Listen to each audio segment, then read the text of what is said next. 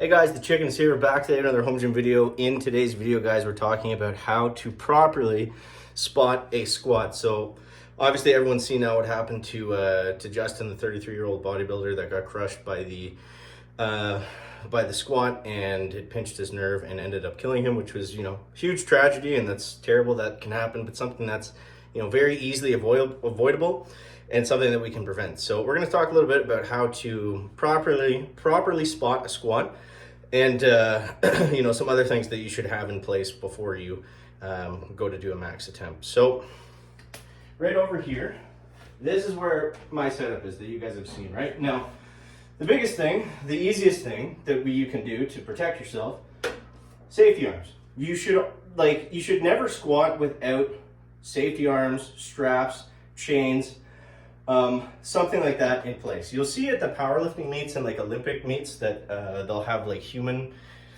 people. Typically you'll have 3 spotters set up, that kind of thing, which works if there's 3 of them. But it's just, it's such an easy way to prevent disastrous things from happening that it doesn't make sense, especially if you're working out by yourself like most of us are. In a home gym setting, it's invaluable, and it's something that, in my opinion, you just have to have. You have to have a safety setup. So the same thing goes with the bench press. I talked about this in the bench video the other day. The reason I love that bench is because I can trust it fully. I can drop the weight, directly right on top of me, and I know nothing bad is going to happen. So number one, use spotter arms, use safety equipment, and have an idea of what you're going to do if you dump the squat. So we'll talk about that a little bit next. So what is the role of a spotter when you're spotting somebody that's squatting? Okay, so when you see videos on Instagram or whatever, people that don't really lift would probably assume that, the person behind the person that's squatting, it's their job to grab the bar. That's not really how it works. What you want to do when you're spotting is you want to grab the person, and you want to be able to, if they fail it, you're going to help bring them up a little bit. Now that might seem silly if you're squatting 400 or 500 pounds, but keep in mind, it doesn't take much force to take weight off of the bar. So when you're benching, for example, you guys have probably noticed this, it's the most relatable one. So if you're bench pressing and you notice that somebody, comes up behind you and literally puts that much force in the bar, that's 20, 30, 40 pounds, right? More often than not, you're never actually going to have to get over top of the guy and pull as hard as you can. You'll notice when you're spotting, it's pretty easy, and it's the same thing with squatting. So just when they hit the hole, they don't have enough to come back up. Typically that little bit of force, the little bit of drive you get from the spotter is enough to be able to stand up with the weight again. So the problem you run into is if you pass out in the bottom of the squat, which looks like kind of what happened to Justin as he pinched a nerve. The spotter, who, obviously didn't really know what he was doing, the spotter, he made the situation a lot worse, because you can dump the bar forwards, there's a safe way to do it, and you can dump the bar backwards. But what happened was he tried to force him up anyways, and the guy wasn't exerting any pressure because he was, either unconscious or whatever, just ran out of juice. And he kept that bar in that spot on his neck. Rather than helping him up with it, he kind of just held him in place because he was trying to jerk him up. Whether, instead he could have rolled the bar off of him or rolled the bar backwards off of him. You'll see a lot of higher level lifters, like Olympic level lifters and stuff, when they go to squat, say they're going to miss it, they'll shoot their arms underneath like that and dump the bar backwards. So that obviously works. It depends how you squat, right? So for me, that probably looked pretty awkward right there because I squat very low bar with the bar, low on my back. So typically what I do if I'm going to fail a squat is I'll dump the bar forward. Now, to do that safely, you really need to have the spotter arms in place. If you don't, it'll still work, but you run into the risk of, pulling something, landing weirdly on your knees. There's a lot of ways that can go wrong.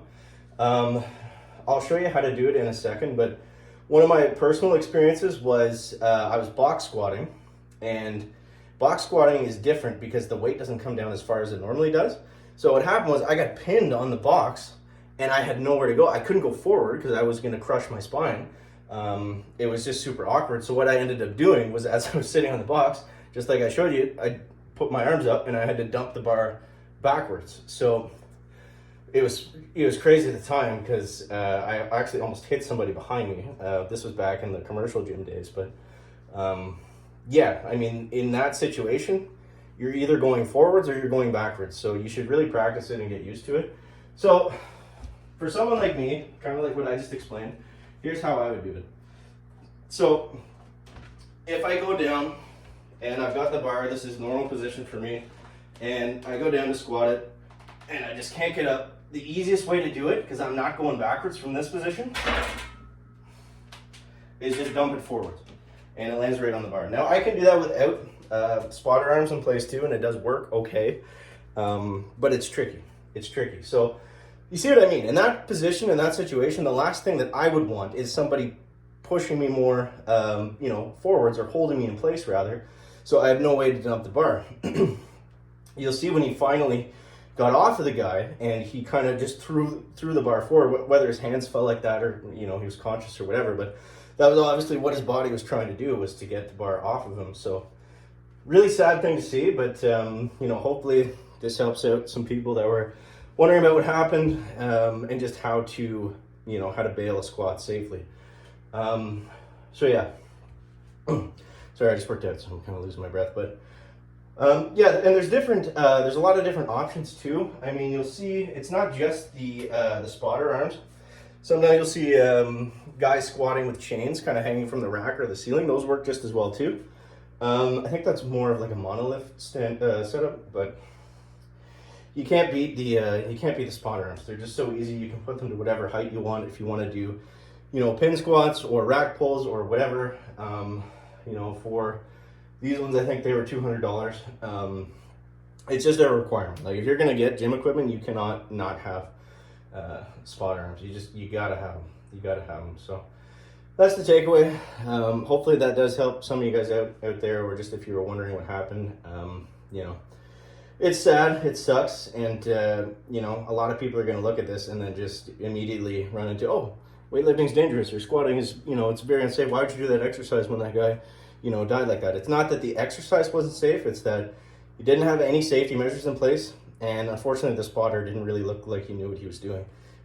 So you combine that with some sort of freak, the way he came down, the way the bar was positioned. It did say he was a bodybuilder, and I noticed he had the bar like pretty high on his neck. Maybe he doesn't typically max out, I don't know. Obviously the guy was jacked, so I'm sure he had a pretty good idea of what he was doing, but yeah, just sad to see. Something that's, easily avoidable, easily preventable, and hopefully we don't see anything like that again anytime soon. So, if you enjoyed the video, make sure you subscribe to the channel. Thank you guys. Catch you in the next one.